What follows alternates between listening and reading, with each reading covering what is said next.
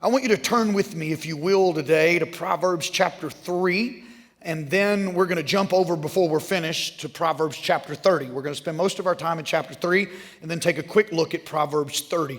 We're in the third week of a conversation we've called The Pursuit of Wisdom, and we're taking a deep dive into the book of Proverbs where we're looking at exactly what godly wisdom is and exactly how are we supposed to go about possessing it.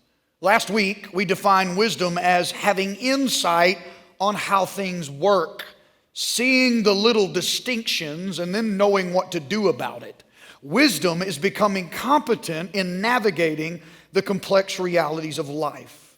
Godly wisdom is not simply being moral or ethical, because most of the decisions we make in life require more than good morals and ethics to make the right decision. Godly people, people of high principle, make poor decisions every day because they lack wisdom. In most of the decisions that you and I make in life, requiring getting more knowledge or having more facts isn't going to help. Being ethical isn't the issue, because we're probably going to come to a place where there are 4 or 5 completely ethical options. They're all moral. So in that case, which is the wise choice?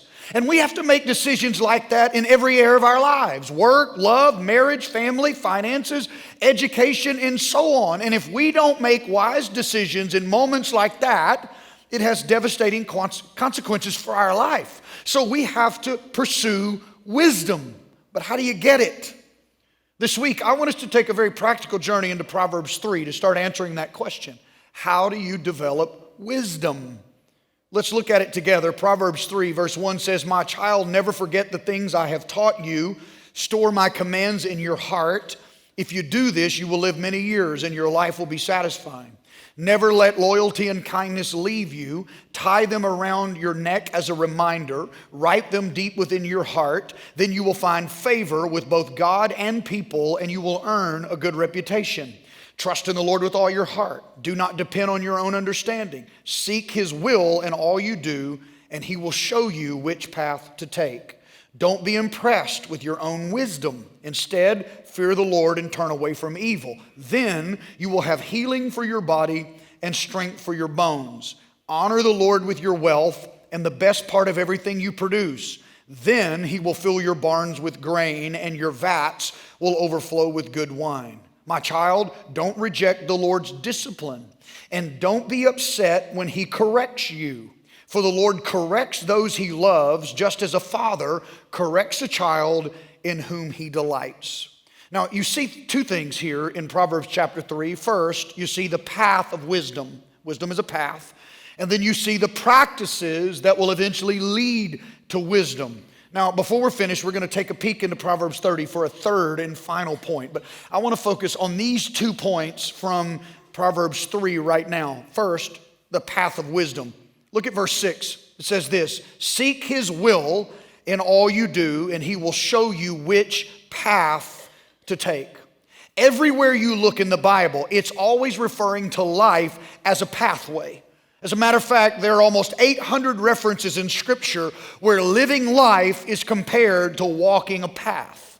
So why is a pathway the most common metaphor to living life? Because walking a path is accomplished by steady, repetitious, even mundane action. You don't make much progress on a long journey if you sprint, because you can't maintain the pace. If you're going for the long haul, it's steady repetition. Right foot, left foot, right foot, left foot. It's repeating the fairly easy, mundane things over and over again. And if you do that for the long haul, you'll eventually get somewhere. According to the Bible, what really makes you who you are, who you eventually become, your destiny, is the summation or the product of how you do the little things every day. The little choices, your attitude, the basic disciplines, the things you invest your time in on a daily basis. It's not the dramatic events, the crisis moments, or the crescendos of our lives that make us or break us. It's the little monotonous things that we're willing to repeat every day that end up defining us. Usually when someone asks us to give a brief description of our life, they want a bio. We talk about the big things, the successes and the sorrows, the crescendos and the heartbreaks. But that's not how the Bible sees it at all. The Bible says it's the daily right foot, left foot that ends up defining our lives. That's why the Bible calls wisdom a pathway. So according to the book of Proverbs, the way you become wise, the path of wisdom, is assuming an intentional set of daily practices. It's committing yourself to a certain set of daily, repeated disciplines. Things that you master by doing over and over and over again. And if you do them every day, repetitively, eventually you become a wise person. You see, wisdom in the Bible is a pathway, not a doorway. If you fall into the trap of thinking wisdom is a door, then you're going to say things like this: man, if I can just find the key, if I can just get the combination to this lock, if I can just get the door open and walk through it, then boom, I'm going to be wise. But that's the exact opposite of the biblical understanding of wisdom. Matter of fact, I've been asking the question, how do you get wisdom? And that's really the wrong question, because wisdom is not something you get. There is no suddenly or immediately when it comes to wisdom. The better question is, how do you develop wisdom? You can't attain wisdom by having some secret sauce or getting all the right information or having some incredible experience. Wisdom is the path. It is a long, patient quest of doing the simple things day in and day out, right, left, over and over again for a long time. It never comes quickly, and that's why our culture has tried to redefine what godly wisdom is, or just totally given up on it altogether. Because the things our culture wants, we want them right now. So in anything that we search for, we look for a technique that will give us immediate gratification. All you have to do to see this is go to Barnes & Noble or some big chain bookstore, and there'll be thousands of books divided up into dozens of sections, and almost all of them are going to give you 3 principles or 5 steps or 7 ways to overcome shyness, to become more confident, how to handle trouble, how to deal with your stress, how to strengthen your marriage. I don't know if you've noticed it, but there's even a trend online right now called a master's class. It's pushed by about every guru and expert, anything you might be into. And if you log into their virtual master's class for a fee of $200 or some $2,000, by the end of that master's class, you're going to be an expert in that thing, whatever that thing is they're selling. In other words, for most people, they want wisdom to be a door. It's not. You can't get what they're selling that fast. It's just not possible. Wisdom is a pathway to be walked out, not a door to be opened. Even Christian people, when we're trying to discern God's will, we look for techniques that'll give us easy answers instead of walking the path of wisdom. Now, what I'm about to say is going to sound irrational to most of you, but I have actually seen Christian people do this and be completely serious when they're doing it. They'll say things like this. They're going to put out a felice before the Lord. And they say something like this: if the third car that goes by is red, I'll know it's God's will for my life. If the 6th vehicle is a green truck, I'll know I'm supposed to get married. I mean, it's just irrational. And for a moment, can I just be an emoji for a moment? I just want to just be an emoji for a moment. Just like, really?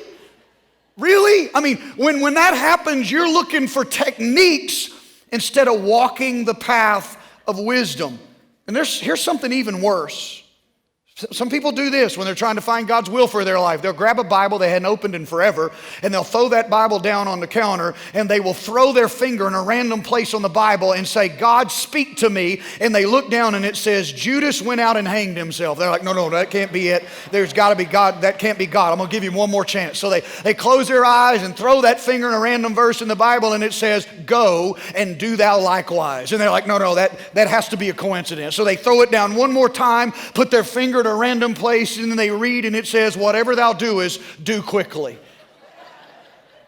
Look, there are no shortcuts, no latches, no cheat codes. Stop trying to make wisdom a door, looking for techniques and easy answers. Because when you're looking for quick fixes, you're trying to make decisions without wisdom. And maybe we're doing that because up to this point in our lives, we haven't made the pursuit of wisdom a priority.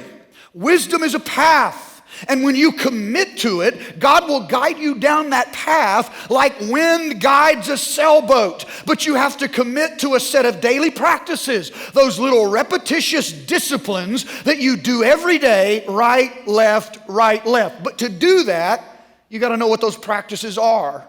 And Proverbs 3 gives us 5 of them. Now, they're not all in Proverbs 3. There are practices like this all throughout the book of Proverbs, but there are 5 crucial practices, the practices that lead to wisdom in this chapter. So let's just look at them. Knowing God, knowing yourself, knowing your friends, knowing His commands, knowing trouble in the proper way. I'm going to fly through these, but knowing God. Look at verse 3. Never let loyalty and kindness leave you. Tie them around your neck as a reminder. Write them deep within your heart. The English words loyalty and kindness come from 2 Hebrew words that almost always refer to God's loyalty and kindness to us. They refer to an intimate commitment that you only find in covenant relationship. You got to know this. God made a covenant with you to be loyal and kind toward you. The Hebrew word for loyalty can also be translated love, and it is in some of the translations you're reading this out of. And it's a Hebrew understanding of an industrial strength, commercial grade, absolutely unbreakable loyalty and unfailing love, which means God is committed to you under any circumstance. The Hebrew word for kindness can be translated faithfulness. It's a commercial grade, covenantal kindness expressed to you through His unwavering faithfulness as you walk the path of life. He will never leave you. The writer says, make this reality real, however you have to do it. Hang it around your neck in a necklace, pound it into your heart, write it into the deep places of your heart. Let the love and kindness of God never leave you. It's not enough to know that God loves you. If you want to become wise, you have to pound that truth deep in your heart every day.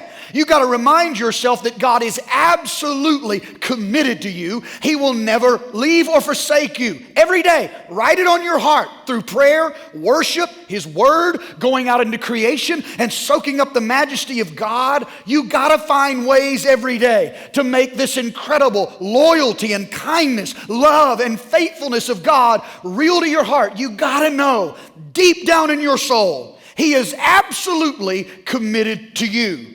Now, why is that so important in the pursuit of wisdom? It is the essence of gaining wisdom.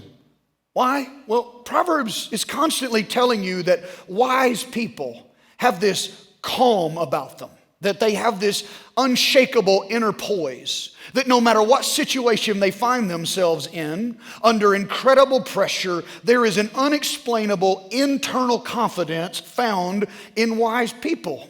They don't lose their heads, so they make good decisions when the world and other people around them are falling apart.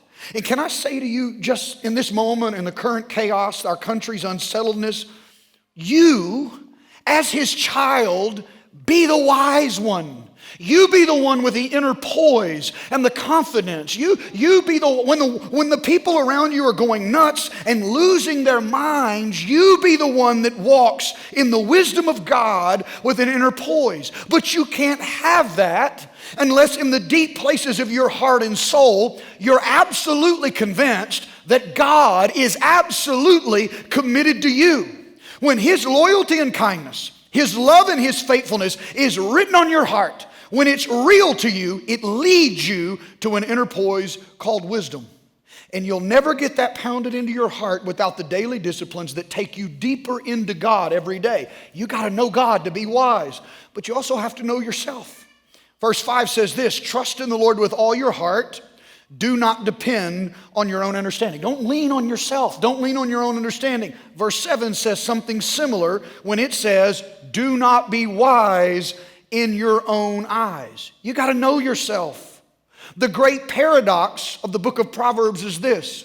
Wise people are extremely aware of their own foolishness. Fools think they are wise. To put it a little more bluntly, you're a fool if you can't see your own foolishness. Knowing yourself means being self-aware. If I'm not self-aware, I'm barreling down the road towards foolishness. If I am self-aware, I see my own foolishness, I can name my own foolishness, now I'm barreling down the road towards wisdom. We said earlier on, we said it last week, wisdom is about understanding reality, being in touch with reality. And to do that, for you to be in touch with reality, you got to be intimately aware of your own limitations, your own weaknesses, flaws, and life-controlling sins. You got to know your own foolishness. If you're not self-aware, you're going to keep making the same stupid choices over and over again. But if you know God's love, the way we've been talking about the last few minutes, that commercial grade, unfailing love, and you've got that loyalty and kindness written on your heart, then you can be honest about yourself. You don't have to pretend. You don't have to hide. Because you know that God is absolutely covenantally committed to you, you can be truthful about your own foolishness without fear that He's going to reject you or leave you or give up on you. Knowing Him that way allows me to be honest about myself. Otherwise, my insecurities are going to force me to keep making excuses for my foolishness. I'll say things like, well, I'm this way because of the circumstances I'm in. Or I act the way I do, or I'm this way. If you'd have grown up like me and had the parents I had, you'd be this way too. If you're not absolutely committed to God's love in your heart, you can't be honest about yourself. And your insecurities about that are going to cause you to keep making excuses the rest of your life. Don't be wise in your own eyes. You want to be wise? You got to know God. You got to know yourself, but you also need to know your friends. Look at verse 1. Notice a statement. It keeps reoccurring. It says, my child, and then in some versions, my son, never forget the things I have taught you. Remember last week we said that Proverbs was used in Jewish culture as a manual where older mentors led younger people in the path of wisdom. It was basically like a small group manual where a group of young people studied under a wise sage to find the path toward godly wisdom. That's why you keep reading, my child, or my son, over and over again in the book. Here's the point. You will never find wisdom by yourself. You need mentors, you need friends, you need advisors, you need iron sharpening iron relationships. When verse 7 says, don't be wise in your own eyes, it is saying, don't be an individualistic fool who pridefully says, I don't need anybody speaking in my life, and I don't need any advice. A wise person is just the opposite. They are so self-aware of their own limitations that they actually seek out godly advice. You need godly counsel, godly advisors, godly mentors, godly friends. Seek it out and pursue wisdom. It's one of the reasons we push small groups so hard in our church like we do, because we can't grow spiritually and find true wisdom without biblical community.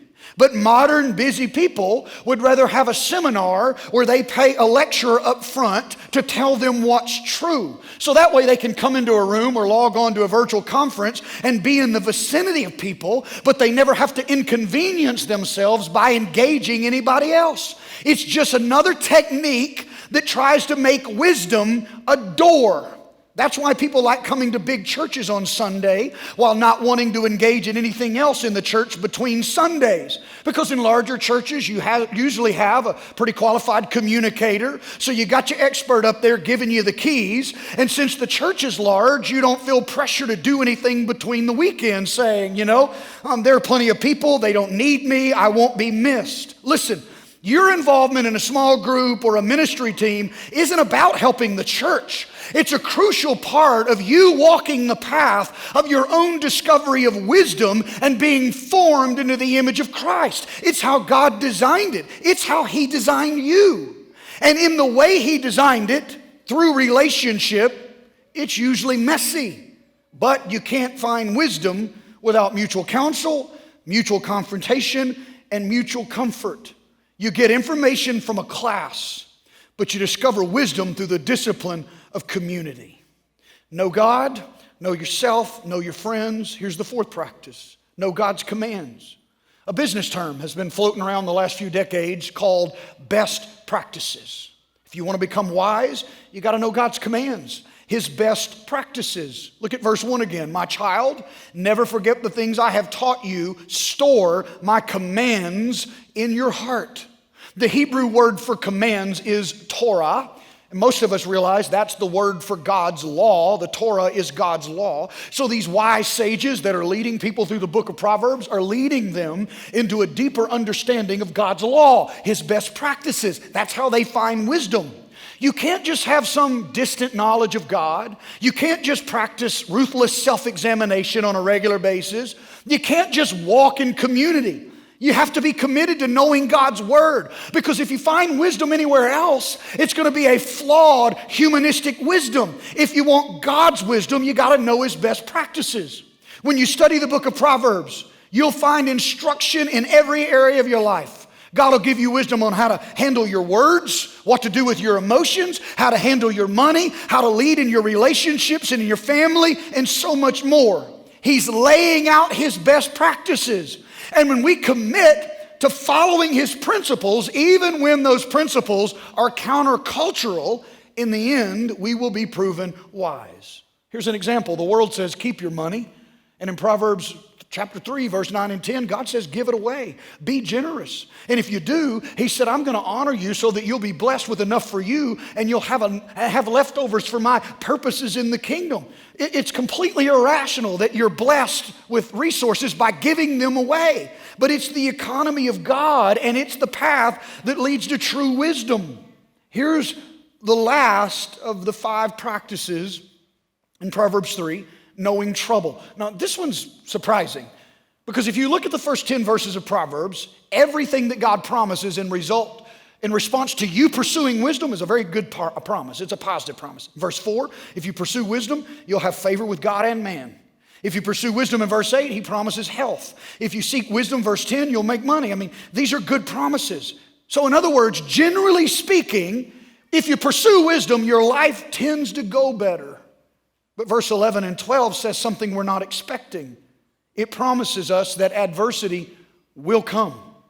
That adversity is a normal part of the path. It is an expected part of the path. There is no path that will lead you to wisdom that avoids adversity and trouble. It's the way we learn wisdom.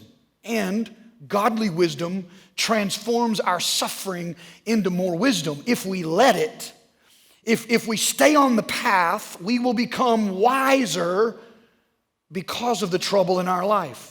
So let your trouble drive you deeper in God. Let your trouble drive you deeper into knowing who you really are. Let your adversity drive you into the arm of your friends. Let it drive you deeper into God's word. And if you do, you will grow in wisdom faster in your seasons of trouble than at any other time in your life.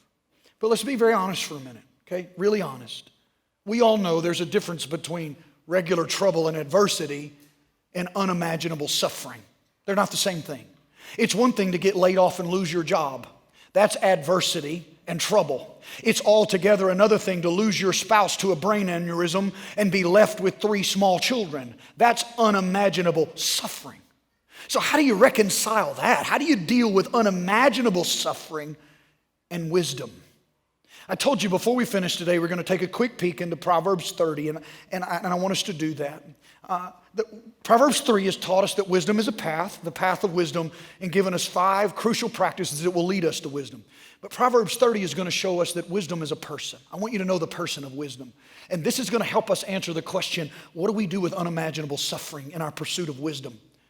Proverbs 30 verse 1, the sayings of Agar, son of Jacob, contain this message. I am weary, O God. I am weary and worn out, O God. I am too stupid to be human, and I lack common sense. I have not mastered human wisdom, nor do I know the Holy One. Agar, the author of these words, is one of those sages, one of those wise ones that was leading young pupils. He is a wise sage, but he is absolutely stumped at this moment in his life on his path toward wisdom. He's not being humble here. There's almost a bitterness in his voice when he says, I'm too stupid to be human. I can't grasp wisdom. I don't even think I know who you are anymore, God. Now, he must have been wise or his words wouldn't have been included in the Proverbs, but he's having a very honest moment here saying, I'm looking around and I see a lot of innocent people suffering. And I can't reconcile it. In the Hebrew, it's really clear. literally, in the Hebrew, this is what it says. I'm mentally impaired. I have the IQ of an animal. When I look at all this around me and see the innocent suffering, I don't feel wise. I don't understand this any more than my animals do. That's why it was translated. I feel too stupid to be human. I have the IQ of an animal. I can't comprehend this. I don't understand this any more than a beast of the field. But then in verse 4, Agar seems to be implying the only way to handle this is to have a perspective shift. He says, I'm blinded by my perspective. And I need a different perspective if I'm going to make sense out of this. The very next verse, verse 4, he says, who but God goes up into heaven and comes back down? Who holds the wind in his fist and wraps the oceans in his cloak? Who has created the whole wide world? What is his name and his son's name? Tell me if you know. Agar is saying, the path that I'm walking has led me into a deep, very low valley. And I'm so blinded by the trees and the foliage and the crevices of the mountaintops that I can't see. I don't know what's going on. And the only person that will help me see this clearly is the one who has heaven's perspective. The one who holds the wind in his fist and wraps the oceans in a cloak. Agar is saying, unless he comes from heaven and speaks directly to me and tells me what is going on from his vantage point, I can't make any sense of this mess without him. Only if I get his perspective will I find wisdom in the face of suffering like this. And he actually ended with this desperate plea. What is his name? Or his son's name? Tell me, please, if you know. Well, Agar, I know it's a little late for you, but not for us. Fast forward centuries later, there is a conversation that goes on in Gospel of John, chapter 3. Jesus is having that famous conversation with Nicodemus. Nicodemus is an expert in the law, Jewish law, religious law, the best practices of God, and he is on the Sanhedrin Council. It is a group of powerful religious people who oppose Jesus, were very much a part of Jesus ultimately losing his life and being crucified. They brought charges against him.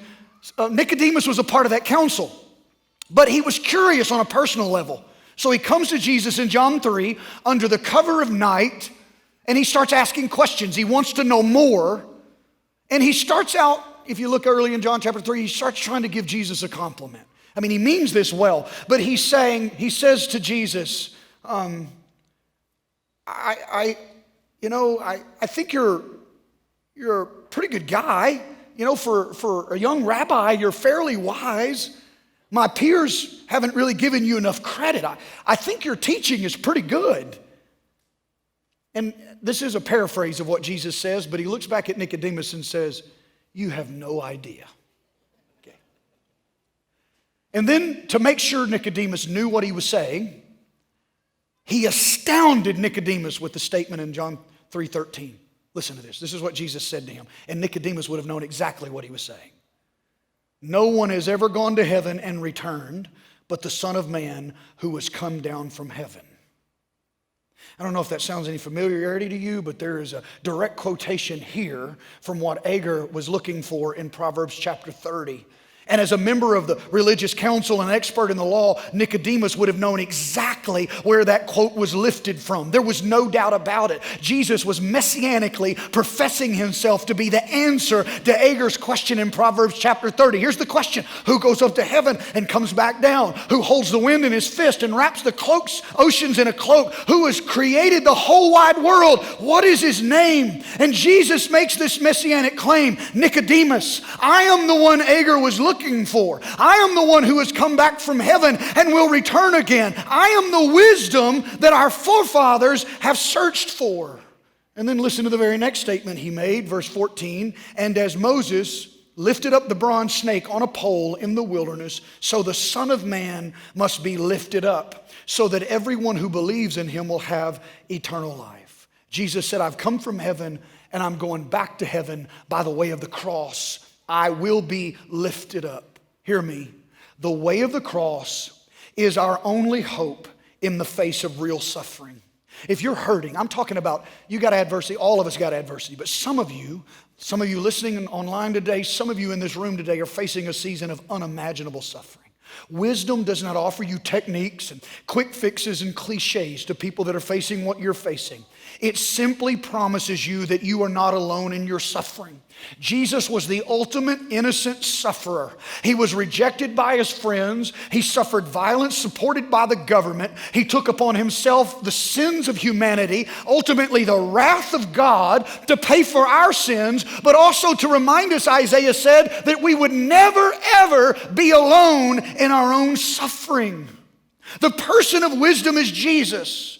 And the way of wisdom in the face of horrible suffering is the way of the cross. So bring your heartache and bring your life-controlling sins to the cross. It's in this very conversation with Nicodemus that the most famous Bible verse ever is quoted. Verse 16, Jesus said to Nicodemus, "For this is how God loved the world. He gave his one and only Son so that everyone who believes in him will not perish, but have eternal life." The wisdom of God is the wisdom of the cross.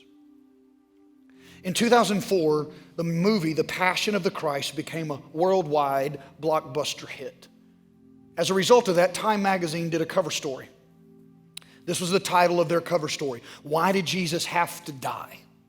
And in that article, there's a story of a young African-American writer who tells about, as a young girl, witnessing her mother's murder. Her mother was killed by the mother's boyfriend, and the young lady saw this as a little girl, and those raw images never left her. Those emotional scars crippled her life. It left her feeling like Agar. I don't have the mental capacity to reconcile a loving God with this horror. I am capable. I don't even know who you are, God. I'm incapable of understanding such evil. Life didn't make sense to her. And then one day, she's in a graduate school class, and they're talking about the religions of the world, and they get to the part about Christianity and Christian doctrine, and they start talking about the crucifixion of Jesus. And she said in that graduate class, a light bulb finally went off for her. She said, "I suddenly realized Jesus didn't just suffer for me, but he also suffers with me." She said, I realized that Jesus knew what it was like to be beaten to death by somebody who should have loved him. In that moment, I knew I was not alone in my suffering. And it was in that moment that the loyalty and the kindness of God, the love and the faithfulness of God was written on her heart. Through the cross, she became absolutely convinced of God's covenant, his commitment toward her. And it was in that knowing that there was this aid, that God was with her. She was not alone. Look, wisdom is a path, not a door. It takes daily disciplines, not rushed techniques. But ultimately, wisdom is a person. And centuries ago, Agar said, "Can somebody please tell me his name? I'm a little late for Agar. I'm not too late for you." Jesus is his name. And the way of wisdom, whether you're in success or suffering, that way of wisdom is countercultural. It's often irrational and paradoxical. It's the way of the cross. That way that says you got to die to live. You get your life by giving it away. You win by losing. You go up by going down. It's the paradoxical way of the cross. If you want to keep your life, then give it away. If you want to lose your life, try to hang on to it. But you gain more by giving him everything. And there's no better picture of that than what we're going to do 2 weeks from today. We're going to have this water baptism celebration out in our lobby, where people who are having their lives changed right now are going to go public with their faith. We call that baptism a watery grave. We're going to bury the old and resurrect the new. And there's some of you that have never gone public with your faith, and you need to be a part of that celebration. There are others of you that desperately need to totally surrender your life to Jesus. You need to do it right now. Be honest about your own foolishness. Don't be wise in your own eyes. And it's to the humble heart he is drawn to. Confess your foolishness. Ask him to be Lord. Come into your life. The journey can begin right now. And then join us for water baptism 2 weeks from today. You can go to northplacechurch.com/baptism, or you can go to our website, just hit the Next Steps tab. It will lead you through the process of signing up for water baptism. We would love to celebrate that moment with you. I want you to stand with me. I want to pray for you today before you leave. I've been singing this all day, all week long as I prepared for this message, an old hymn of the church that predates me by a long ways, but I want it to calibrate your week. I want you to exit this building hearing the words of the old hymn, "The Old Rugged Cross." That's where your life is anchored, nothing else. My hope is built on nothing less than the way of wisdom found in the cross. Father, would you bless them and keep them? Would you make your face shine down upon them? Would you be gracious to them? Turn your countenance their direction, give them peace, and lead us to wisdom. In Jesus' name.